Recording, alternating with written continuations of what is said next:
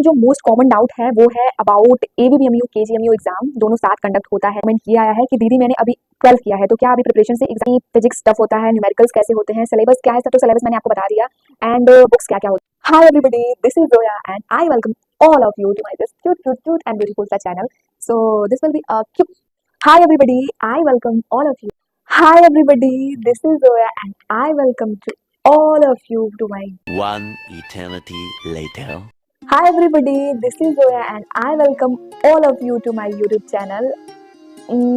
How are you all doing guys? मतलब कि this will be a small Q&A. मतलब this will be the first ever Q&A for me and थोड़ा nervousness है and bar bar take लेना पड़ रहा है गाइस, बट होप कि this will work out. And ये गेटअप इसलिए क्योंकि आज का Q&A सेशन होने वाला ही इतना इंटरेस्टिंग है अबाउट एबीबीएमयू केजीएमयू एंट्रेंस एग्जामिनेशन, जैसे कि आपने टाइटल में पहले ही पढ़ लिया होगा। तो क्योंकि ये वीडियो बहुत ही नॉलेजेबल है एंड अबाउट कॉलेज Q&A है तो दैट्स वाई ये गेटअप इसलिए है।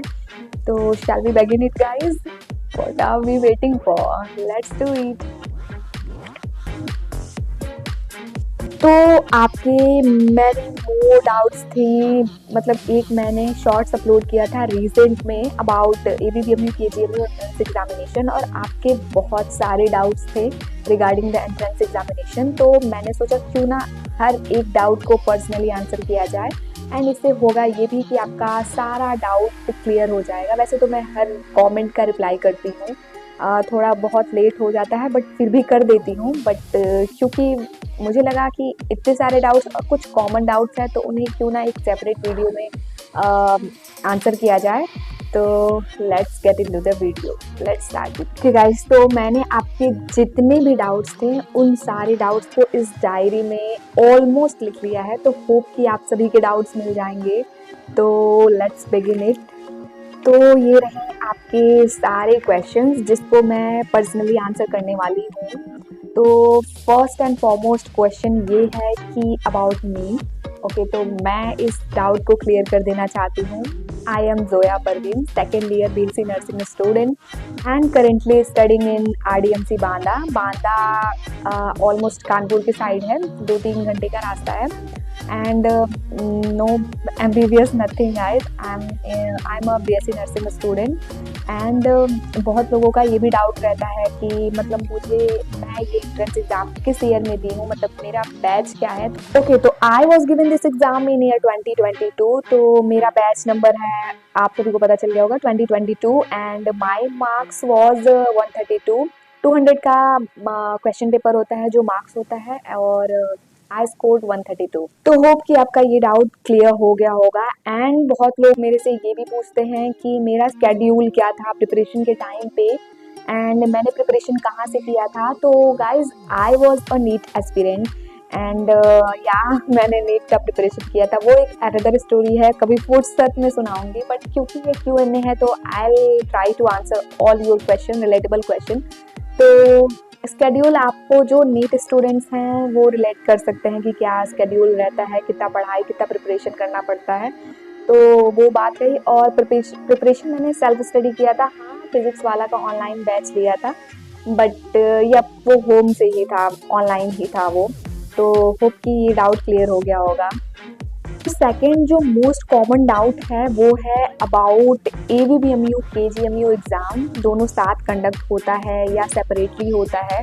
तो गाइज, ये सबसे पहले मैं ये क्लियर करना चाहती हूँ कि ये दोनों एग्जाम एक ही साथ कंडक्ट होता है, मतलब दोनों एग्जाम कोई सेपरेशन नहीं है। हाँ, पहले होता था कि केजीएमयू एक अलग सेपरेटली एग्जाम कराता था अपना, बट अभी जो है वो एबीबीएमयू सारे यूपी के जितने गवर्नमेंट कॉलेज हैं उनको इंक्लूड कर लिया है। तो आप अगर एबीबीएमयू क्रैक कर लेते हो, उसे मतलब क्वालिफाई कर लेते हो, तो आपको यूपी के अंदर सभी गवर्नमेंट मेडिकल कॉलेज आपको मिल जाएंगे नर्सिंग के लिए। तो ये दोनों एग्ज़ाम साथ होता है।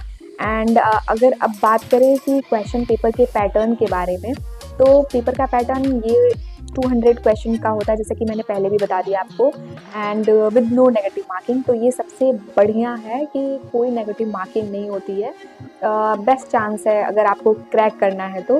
एंड सब्जेक्ट्स होते हैं physics, chemistry, biology, GK and nursing aptitude. All of them are मतलब 40-40 मार्क्स के, तो टोटल आपको पता ही चल गया होगा 200 मार्क्स का होता है पेपर। एंड ये सारा रहा पेपर का पैटर्न का एनालिसिस।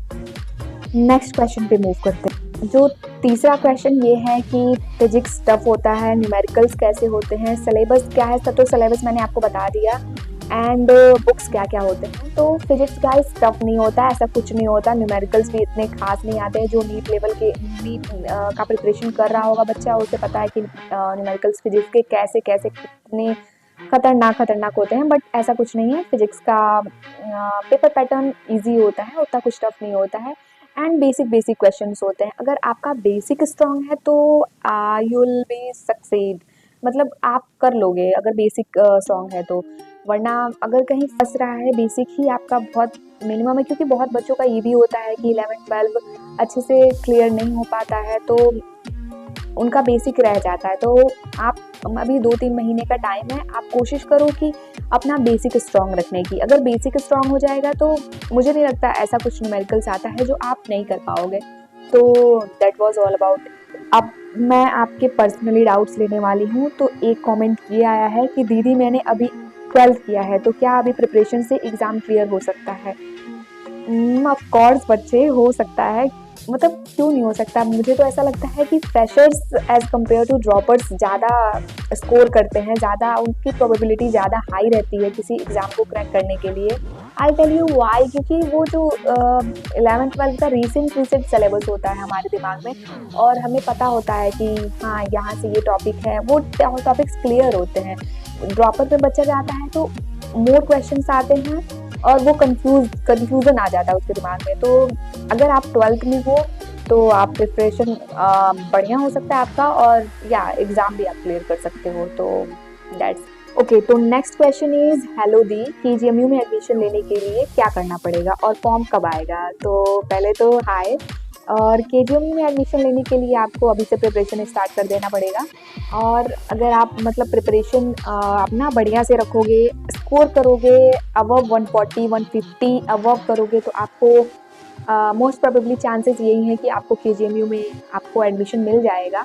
एंड या आपके तीनों चारों जो भी 5 सब्जेक्ट्स हैं, 3 जो मोस्ट कॉमन सब्जेक्ट्स हैं, और जो 2 जीके और नर्सिंग एप्टीट्यूड है, उसे आप स्ट्रॉन्ग करिए। कहीं से रिसेंट क्वेश्चन लगाइए, प्रीवियस ईयर के क्वेश्चंस लगाइए, एनालिसिस करिए क्वेश्चंस को कि कैसे सॉल्व करना है। एक होता है किसी भी क्वेश्चंस को सॉल्व करने का एक यूनिक तरीका होता है, उसे फाइंड आउट करिए, तो आपका सिलेक्शन ज़रूर होगा। All the best. And form कब आएगा? तो जहाँ तक मुझे पता है फॉर्म मार्च के लास्ट या फिर April first week, second week ऐसे आ सकता है, लेकिन मोस्ट प्रोबेबली यही है कि अप्रैल में फॉर्म आ जाएगा, क्योंकि ऑलमोस्ट सारे फॉर्म्स आ चुके हैं।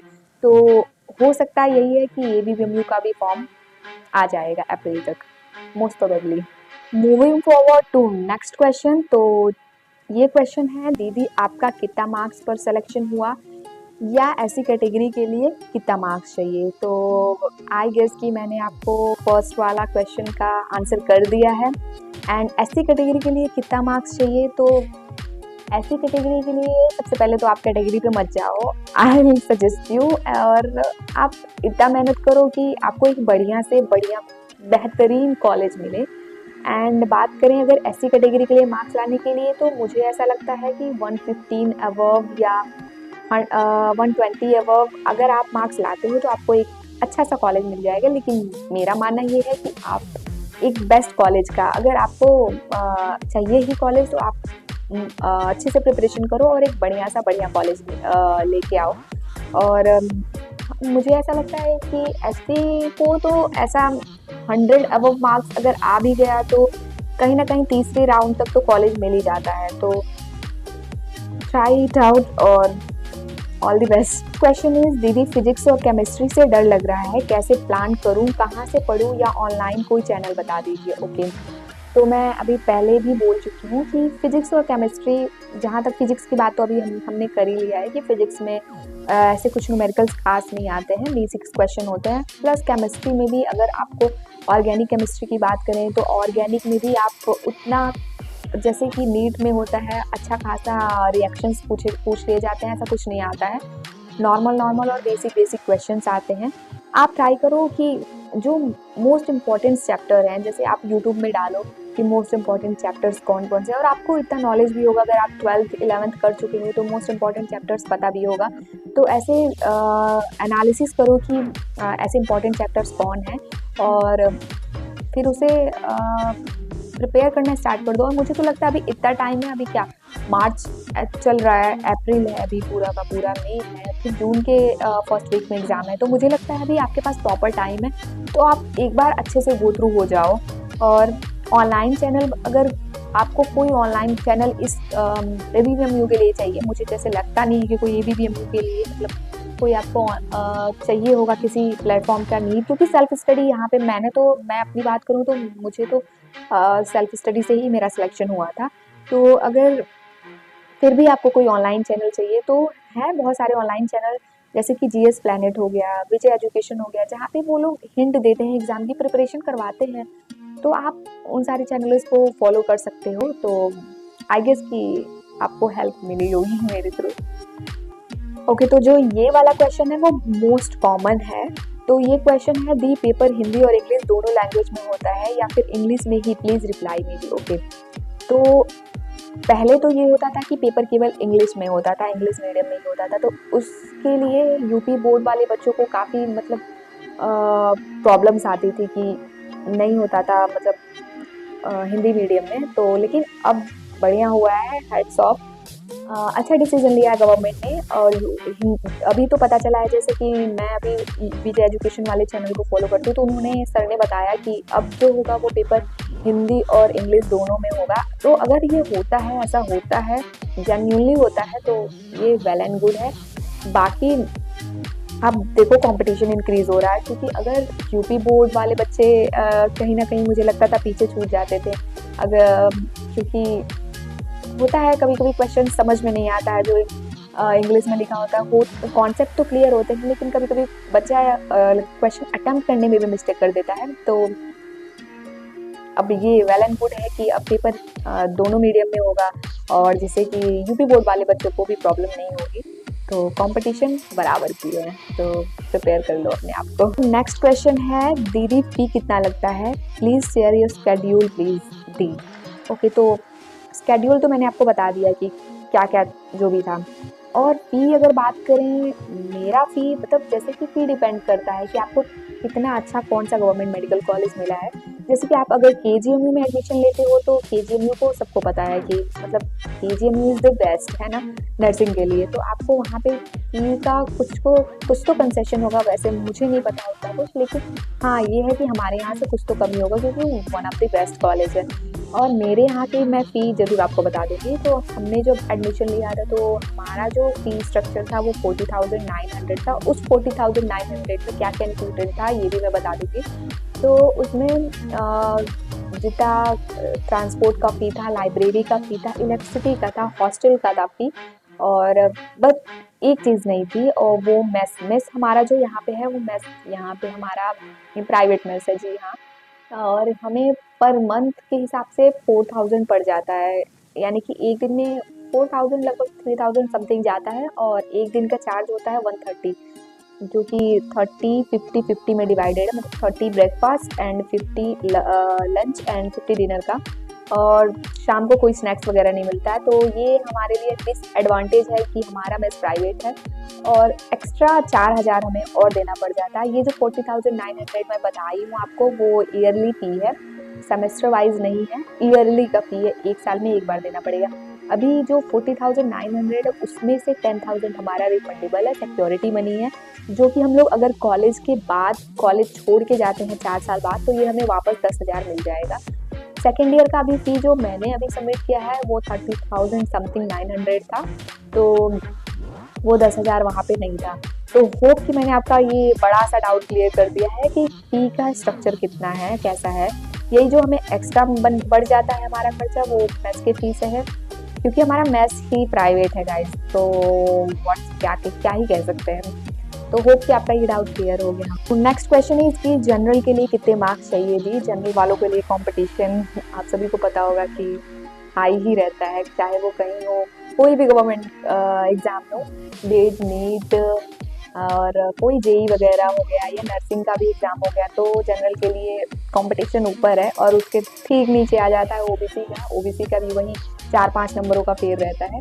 लेकिन अगर आपको अगर आप जनरल से बिलोंग करते हो और आपको अगर कोई गवर्नमेंट मेडिकल कॉलेज चाहिए नर्सिंग के लिए, तो आपको ऑलमोस्ट 140-135 से अबव ही होना पड़ेगा एक सेफ जोन में रहने के लिए, क्योंकि पता नहीं कभी कट ऑफ नीचे गिरता है, कभी ऊपर बढ़ता है, तो उससे अच्छा यही रहेगा कि आपका मार्क्स होना चाहिए 135-140 अबव, ताकि आप सेफ जोन में रहो और सही रहो।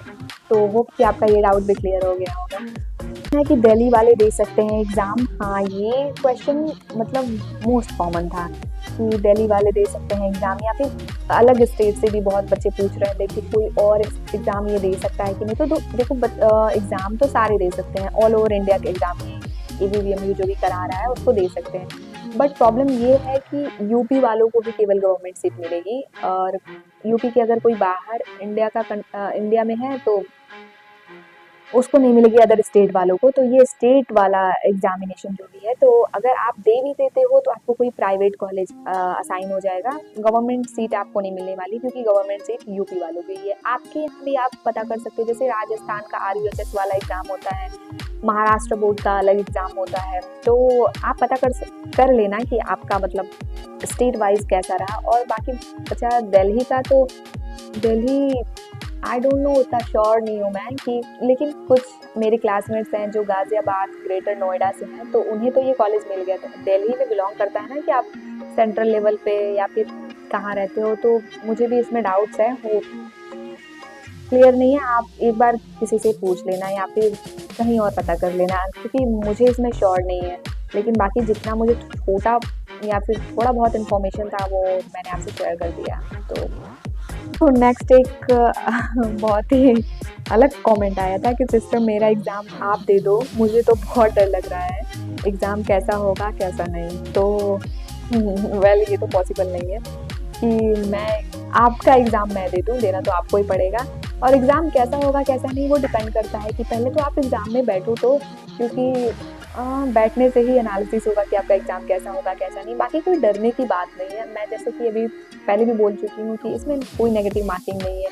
आप स्ट्रेस हटा के एग्ज़ाम दे सकते हो। बोला जाता है ना कि जब कोई वही नहीं है कि तुक्का वुक्का मारना हो, अगर एक तो क्वेश्चन नहीं हो रहा हो, तो होता है ना कि माइंड में कुछ भी आ रहा है मार दो नहीं चलो, तो नेगेटिव मार्किंग नहीं है, तो ये बढ़िया है इस एग्ज़ाम का। बाकी इतना डरने की ज़रूरत नहीं है, सबका हो जाएगा गाइस, मुझे पता है। अगर एक कोई बच्चा अच्छे से पढ़ रहा है, अच्छे से प्रिपरेशन कर रहा है, अगर ये 2 महीने अच्छे से पढ़ लेता है तो उसका एग्ज़ाम मोस्ट प्रोबेबली हो जाएगा अच्छे से, तो डोंट वरी। तो ये कुछ कॉमन क्वेश्चन थे जिसको मैंने पर्सनली सारे कमेंट्स का अब एक प्रॉपर वीडियो से रिप्लाई कर दिया है। वैसे तो मैं सारे कमेंट का रिप्लाई करती हूँ, ऐसा कोई कमेंट नहीं छूटता है मेरे से, बट फिर भी अगर कोई डाउट हो, क्योंकि वो वाला शॉर्ट्स मैंने जो डाला है उस पर बहुत सारे इस टाइम तो हर एक दिन एक ना एक डाउट आ जाता है, ऐसा ही डाउट्स रहता है, कॉमन ही डाउट रहता है। तो इसलिए मैं सोची क्यों ना एक प्रॉपर वीडियो बना दूँ आपके Q&A करके और फिर आपको रिप्लाई करूँ। तो होप कि आपको सारे आंसर्स आपके मिल गए होंगे, एंड अगर कुछ और भी कंफ्यूजन हो तो you can comment down and I try क्या मैं हमेशा ही करती हूँ कमेंट का रिप्लाई। तो एंड या गाइस डोंट स्ट्रेस, मतलब बहुत सारे बच्चों के कमेंट्स रहते हैं कि मेरा होगा सिलेक्शन कि नहीं होगा, आपका हो गया है तो जरूरी नहीं है मेरा भी हो जाए, ऐसा कुछ नहीं होता है। अगर आप पढ़ाई करोगे तो मतलब अगर मैं पहले भी बोल चुकी हूँ कि अगर कोई बच्चे का 11th और 12 बेसिक्स 9th और 10th के भी स्ट्रॉन्ग्स हैं तो वो बच्चा कर लेगा, आराम से कर लेगा आसानी से। ऐसा कुछ एग्ज़ाम नहीं है, क्योंकि नीट का एग्ज़ाम अलग होता है। और ये भी है कि BSc नर्सिंग अब स्कोप इतना बढ़ रहा है ना इस टाइम की, हर बच्चा मूव कर रहा है। पहले तो किसी को नॉलेज नहीं था, अगर सच में मैं बताऊं तो मुझे भी इस कोर्स के बारे में कुछ नहीं पता था, लेकिन अब क्योंकि यहाँ पे जो जॉब अपॉर्चुनिटीज़ हैं वो बहुत बढ़ रही हैं। मेडिकल में जाएगा बच्चा या नर्सिंग में आ रहा है तो ऑफिसर्स कहीं ना कहीं जाके नॉट सेट का एग्ज़ाम देके आगे चल के इसका स्कोप बढ़ा है। आपको आपको भी ये भी पता होगा कि इसमें नर्सिंग में career opportunities be India and be foreign, हर जगह इसका स्कोप बहुत ही ज़्यादा है। तो हर बच्चा चाह रहा है कि नर्सिंग को लेना। तो गाइज़ मैं यही बोलूँगी कि आप ज़्यादा ड्रॉप्स वगैरह लेने का ना सोचो, जो भी करना है इसी साल कर दो, क्योंकि क्या पता गवर्नमेंट की कौन सी नई पॉलिसी आ जाए, क्या पता इस एग्ज़ाम को भी नीट के थ्रू कर दे। तो नीट के थ्रू होगा तो फिर तो कंपटीशन आपको पता है यहाँ जाएगा, क्योंकि नीट से कंपटीशन बढ़ जाता है और पता ही होगा आप लोगों को। और मैं तो ये सजेस्ट करूँगी कि आप मल्टीपल फॉर्म्स भरो, जैसे कि अभी एम्स का फॉर्म आया है, बीएससी नर्सिंग का, या स्टेट लेवल का अपने फॉर्म भरो, एबीवीएमयू का फॉर्म भरो, पैरामेडिकल का फॉर्म भरो, फॉर्म भर दो। ऐसे ड्रॉप पे ड्रॉप लेना इज़ नॉट गुड। मैं जानती हूँ, मैं 1 साल अपना ड्रॉप ली हूँ, तो उस टाइम पे वो फेज़ में क्या मतलब 1 साल इंसान पीछे चला जाता है, और इस टाइम तो इतना कंपटीशन आगे बढ़ रहा है, 1 साल भी पीछे होना बहुत ज़्यादा हेक्टिक लगता है। तो मैं यही सजेस्ट करूँगी कि आप जितना जल्दी हो उतना जल्दी पढ़ो और आगे निकलो। एंड या गाइस, एक चीज़ रह गई है, वो है मेरी नीट की जर्नी, नीट का स्टोरी। तो मैं वो कभी फुर्सत से सुनाऊँगी आप सभी को, बताऊँगी क्या-क्या प्रिपरेशन मैंने किया था। तो here we comes to end of this video. Hope ये Q&A आपके लिए हेल्पफुल हो और इन्फॉर्मेटिव भी हो। मेरे लिए मुझे भी बहुत अच्छा लगा वैसे ऐसे माइक में प्रॉपर सेट वेट करके बोलना, क्योंकि ये मेरा फर्स्ट Q&A सेशन है, तो बहुत ही हेजिटेशन हो रही थी गाइस। मैं बार-बार टेक, और एक मैंने कल भी टेक लिया था, वो इस माइक की वजह से टोटल चार्ज नहीं था, तो फिर बहुत बुरी कहानी है गाइस। मैंने सारा वीडियो रिकॉर्ड कर लिया था, बाद में वॉइस ही नहीं आ रहा था, तो उसका भी बहुत प्रॉब्लम था। तो आज मैं दोबारा से ये शूट कर रही हूँ। तो होप कि आप सभी को आपका आंसर्स मिल गया होगा। अगर आपके कजिन्स या आपके फ्रेंड्स किसी को भी ये नीड है, हेल्पफुल है इस वीडियो का, तो आप शेयर कर दो उन्हें, वो उन्हें भी देखना चाहिए ना, उन्हें भी पता चलना चाहिए कि क्या क्या ज़रूरतें होती हैं, क्या क्या नीड होती हैं बीएससी नर्सिंग के एग्ज़ाम के एंट्रेंस की तैयारी करने के लिए, खासकर एबीवीएमयू का। तो मिलते हैं नेक्स्ट वीडियो में। ओके गाइस, तो मिलते हैं नेक्स्ट वीडियो में। टिल देन अच्छे से रहिए, और खुश रहिए, और मोस्ट इम्पॉर्टेंट पढ़ाई करते रहो यार, क्योंकि केवल 2 मंथ्स मोर और फिर आपको एग्ज़ाम भी क्रैक करना है ना, है ना। चलो बाय, मिलते हैं।